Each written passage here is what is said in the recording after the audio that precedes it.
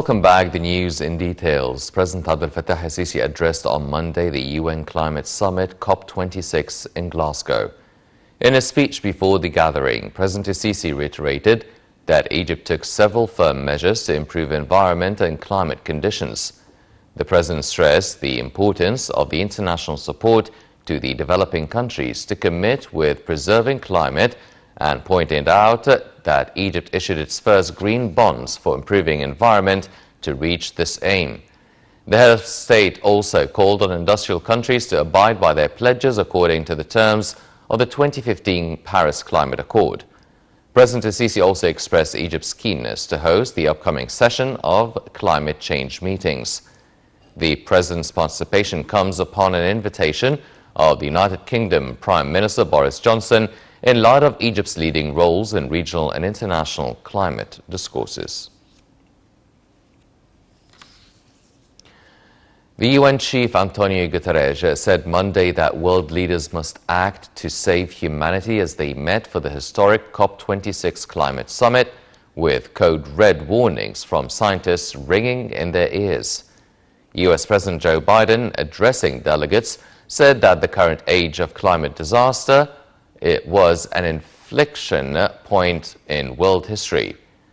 In his address, the UK Prime Minister Boris Johnson said no more time to hang back or sit on the fence or argue amongst ourselves.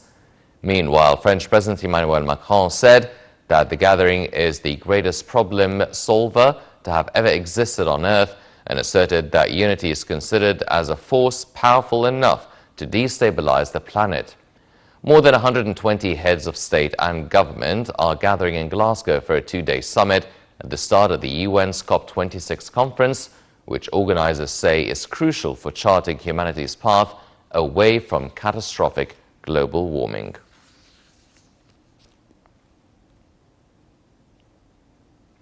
President Abdel Fattah al-Sisi stressed that bringing settlement to regional crises can only be achieved by enforcing stability, restoring national state sovereignty, supporting national institutions, and boosting the ability of national armies and central governments. President al-Sisi added that this would help in ending the activities of terrorist groups and extremist organizations.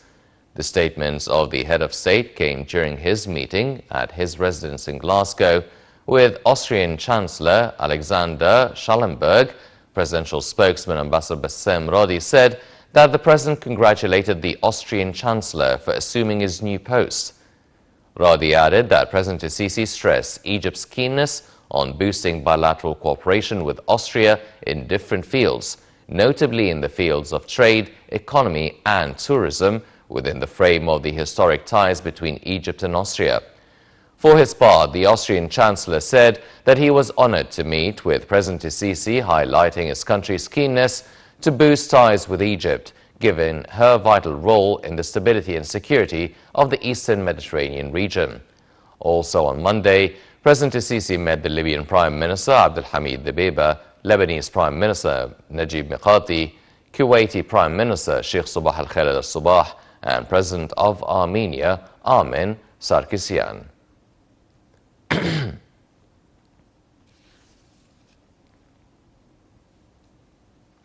British Prime Minister Boris Johnson has opened a global climate summit in Glasgow, saying the world is strapped to a doomsday device that will destroy the planet.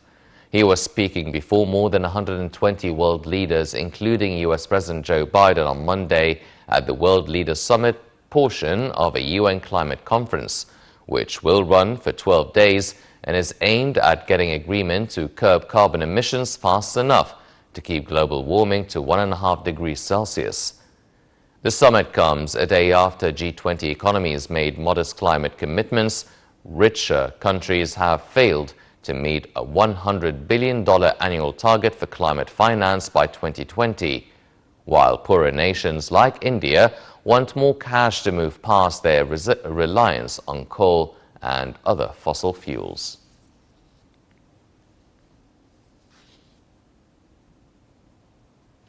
The Egyptian and U.S. naval forces carried out a joint naval drill in the Southern Fleet Red Sea Operations Zone.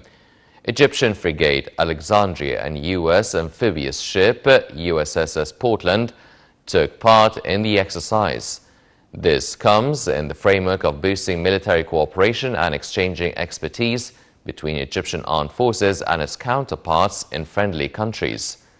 The drills focus on pushing maritime security measures that include exchanging operational situation in the joint naval zone and facing land and air threats, in addition to confronting non-stereotypical threats. These drills come in light of Egyptian-American developing relations, as both sides agreed on the importance of securing flow of maritime global trade and its regularity to enhance global economy.